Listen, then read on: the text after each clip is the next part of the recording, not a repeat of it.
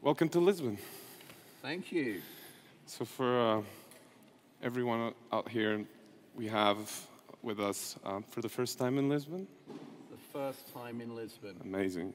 Mr. Saul Klein, who has been in the technology industry for decades. 23 years. 23 years as an operator in companies like Skype and Microsoft, a founder in companies like Love Film, Kano, Seedcamp, an investor at Index Ventures for 8 years, and now the founder of a new seed stage fund called Local Globe. Yep. So do you want to tell us a little bit more about Local Globe? Just briefly, Local Globe is a new fund.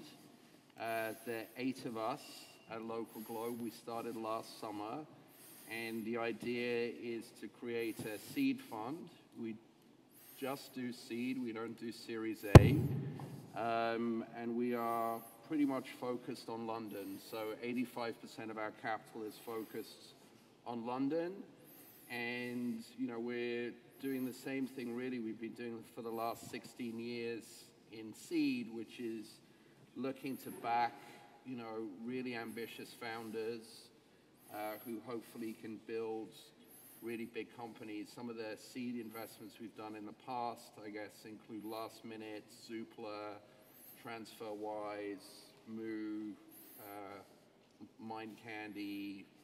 Big companies these days in London. Takes time, but yeah.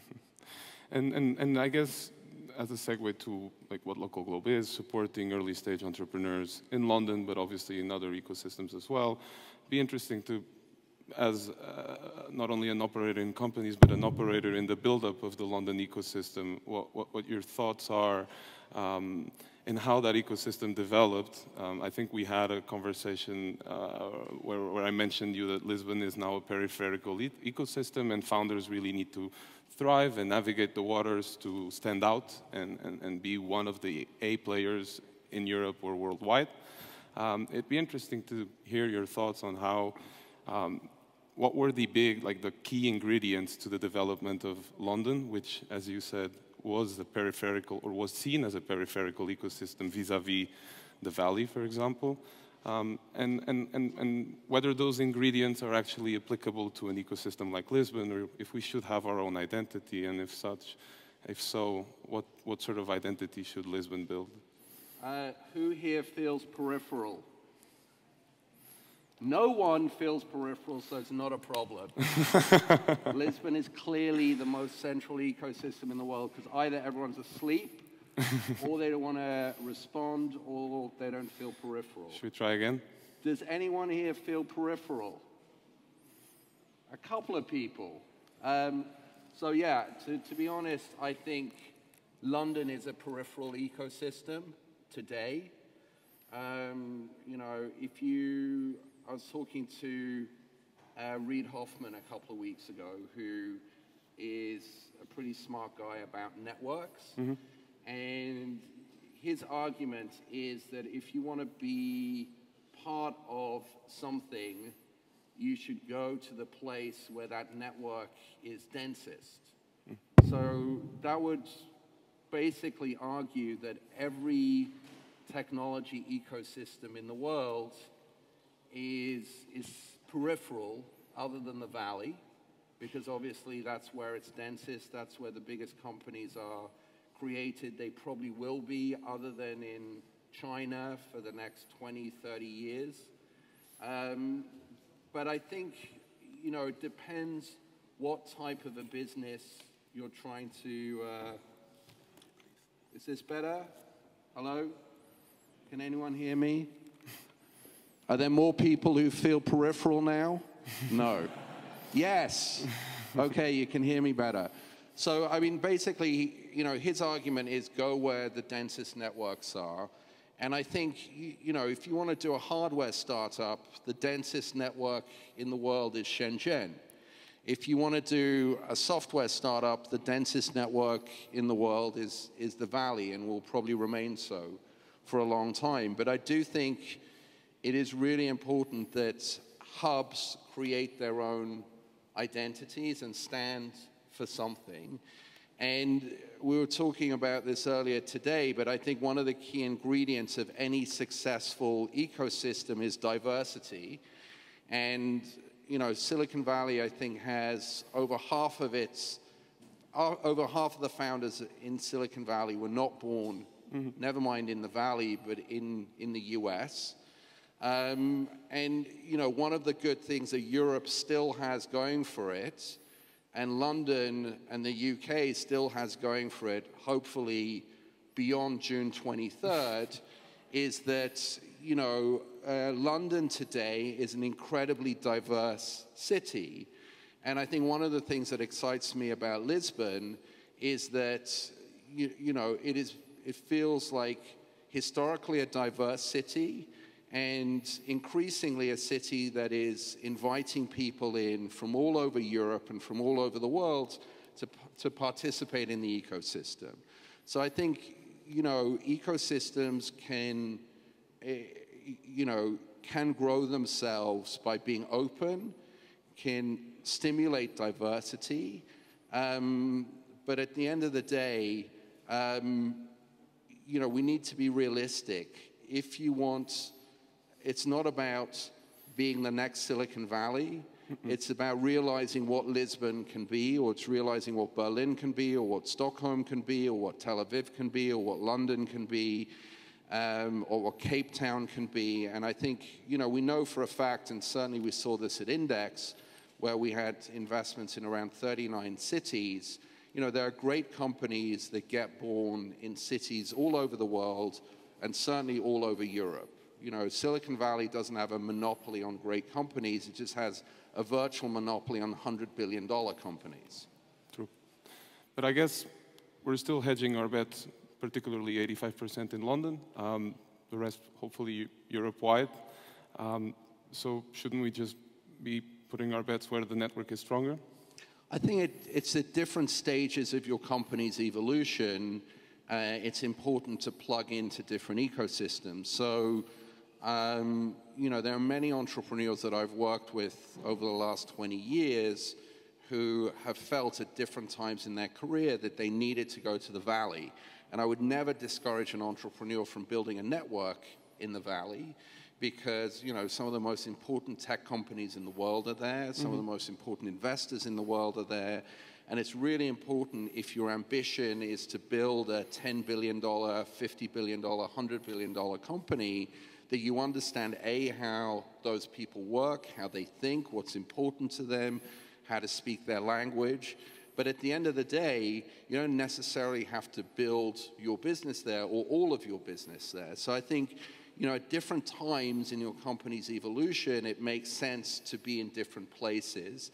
And nowadays, you know, we have much, much more distributed organizations, and it's not as critical at different stages of the company's life for everyone all to be in the same place. And again, you know, we see it even in our own portfolio, and I think Sumon from Muse was here talking about it yesterday, that, you know, here is a company that was born in San Francisco, is growing up in London and Lisbon, and, you know, we'll probably also have an office in New York and, you know, in Mumbai in the next 2 years.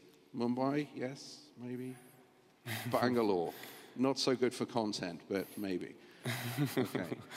I guess let's put ourselves in the shoes of Lisbon-based entrepreneurs now and kind of build some sort of a roadmap of what they should be doing. I guess we are, before we even start with that, raise your hands if you've been working, if you work in the technology industry, if you're a founder of a company, if you work as a venture capitalist, if you work in the support system, etc. So now, keep your hands up, keep your hands up. Keep your hands up if you've been doing it for 2 years now. Keep your hands up if you've been doing it for 5 years now. It's pretty immature, right? Just the beginning of all of this. Raise your hands if you keep your hands up if you've been doing it for 8 years now. Now keep your hands up if you are from Lisbon.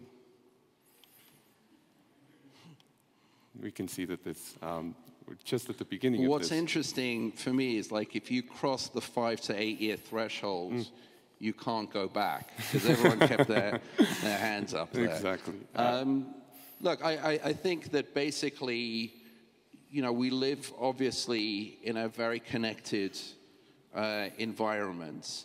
But still, presence is important, and It local is but important. I think, you know, one of the things we were trying to do with Seed Camp, for example, is to say that, you know, innovation can come from anywhere in Europe, from Portugal, from Estonia, from Romania, from Croatia, but London is actually a pretty effective hub, you know, for Europe, or it was, or hopefully it can continue to be.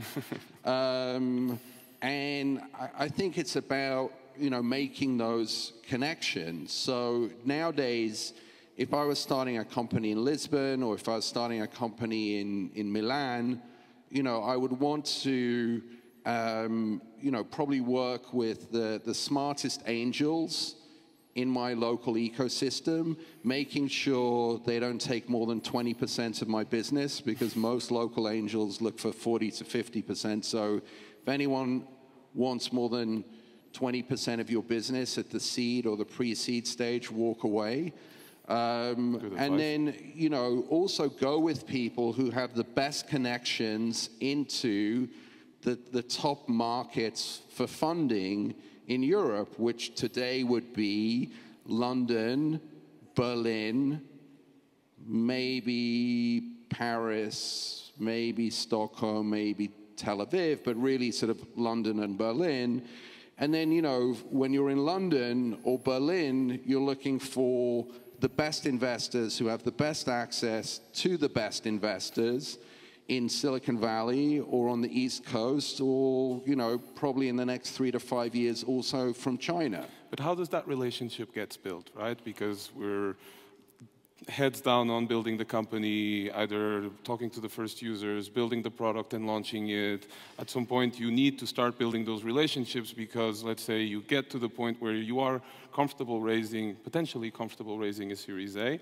I think you've got to do this before Series A. Of course. So how do you build that relationship? Because you're not just pinging a VC and telling them, oh, let's go for coffee, I want to update you on what I've been doing. I think that's why things like Seed Camp, Techstars, I'm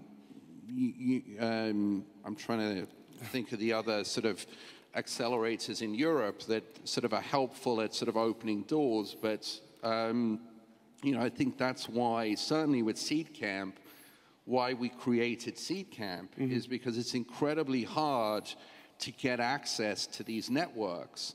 And certainly what Seed Camp has done over the last 8 years is to cultivate those networks, not just within Europe, but to take teams twice a year over to the US. So even though you may not raise money in a Series A from Sequoia or Greylock or Andreessen or Union Square, you will go meet them. You will go get feedback from Fred Wilson and others, just so you know what kind of questions those people will ask, and just so you have an understanding of what those networks become. So it is hard even nowadays to get access to Seed Camp or to Techstars or to 500 startups, but there are several programs that allow entrepreneurs to get access. And then, you know, the best entrepreneurs always figure out a way. You know, who are the angels, who are the seed investors that Index listen to, that Accel listens to, that Sequoia listens to. You know, get to know those people. And if you don't know them directly, find someone who does. And, you know, navigating networks and navigating the ecosystem is part of being an entrepreneur, just as much as building a great product is. Indeed. I guess in terms of what the entrepreneurs then need to do, not only they need to kind of build relationships with ecosystems because of funding, but they also particularly need to build relationships with these ecosystems because of growing their businesses and connecting to clients. And as you mentioned, there's the increasing amount of companies now developing distributed models so that they can operate in different geographies. Do you think there's an optimal recipe, like Israeli model style type of thing, for companies that come out of Lisbon, that come out of Madrid, that come out of Paris, that come out of Stockholm? Or it really needs to be on a case-by-case basis? I think by and large, I'd say case by case, although I would also say that I don't think the Israeli model works very well. You know, considering how much innovation and talent there is in Israel, you know, they have not had a single $10 billion company since Checkpoint, maybe Mobileye is close. But, you know, Israeli companies tend to get sold for between 300 and, you know, at the top level ways like $1 billion. 1 billion, yeah. Or Viber. But, you know, the reality is I actually think Israeli companies stretch themselves too far at the early stage because they are typically Tel Aviv to San Francisco, so that's a 10-hour time difference, and it doesn't have, and you don't have a direct flight.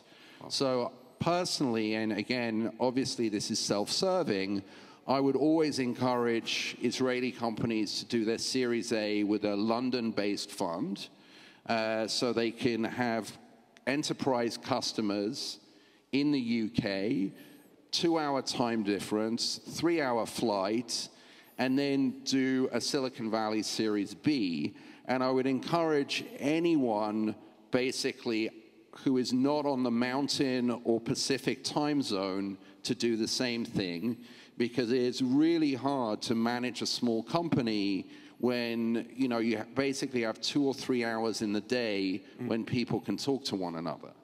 So I actually think the best model is it's fine to be in different places physically, but you should have the ability to meet frequently in time zones that are not nuts and where there are direct flights. And Europe is actually really, really good for that. Oh, it's very well connected. Great advice. I guess as a way to kind of, because we are conscious of time, it'd be interesting to hear, I mean, you mentioned quite a few times that you're much more interested on the surfer than the wave. But I still want to ask you, what are the waves that excite you?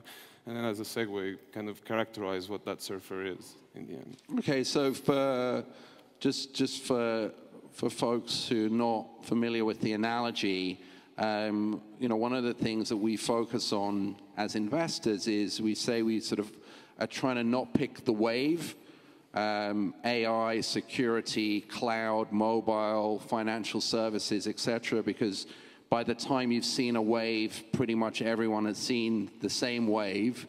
We try and pick surfers, i.e. the people who are most likely to last longest on that particular wave, because if a wave gets big enough, like cloud-based storage, for example, you know, there are 50 to 100 versions of Dropbox, and you really need to understand or have a shot at picking Dropbox or Drew and Arash. And Sumon, I think, introduced me to Drew as he was coming out of YC.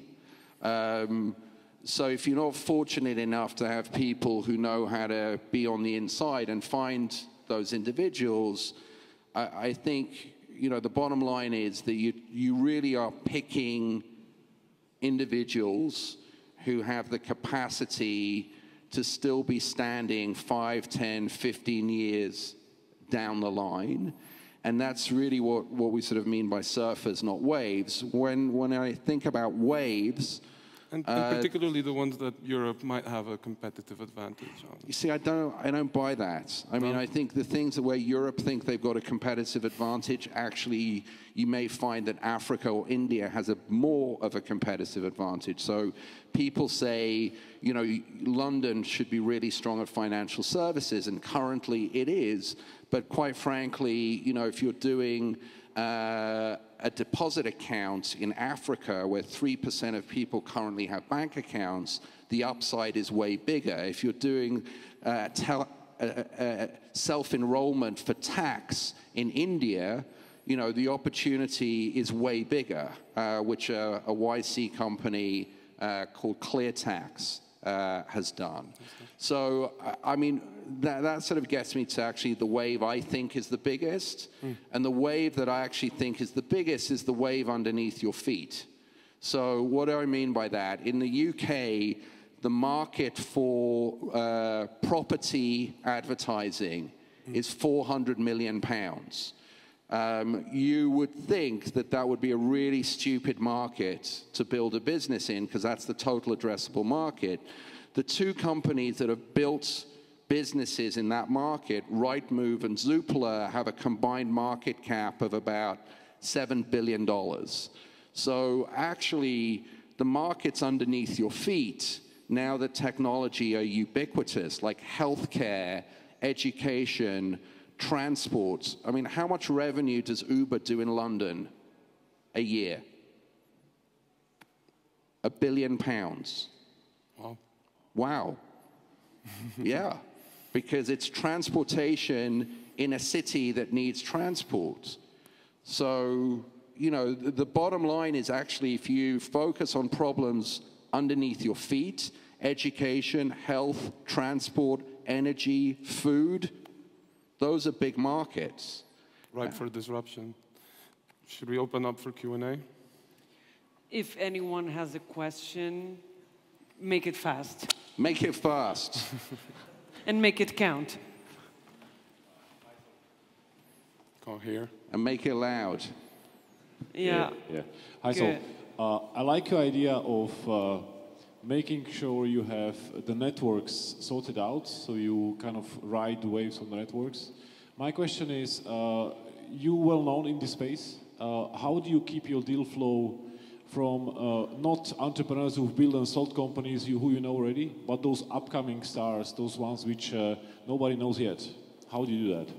I mean, honestly, that was one of the reasons to start Seed Camp, because that's a flow of new stars. As one of the reasons why I was an early investor in Y Combinator companies. It's one of the reasons why, you know, today I spend, I'd say, at least combined a day or two a month at London Business School, at Oxford, at Central St. Martin's, at the RCA, which is some top design schools in London. It's why I'm very happy to go and talk at high schools and at universities, because, you know, at least 80% of the good ideas are not from people who've done it before. Thanks. Thank you very much. Thank you.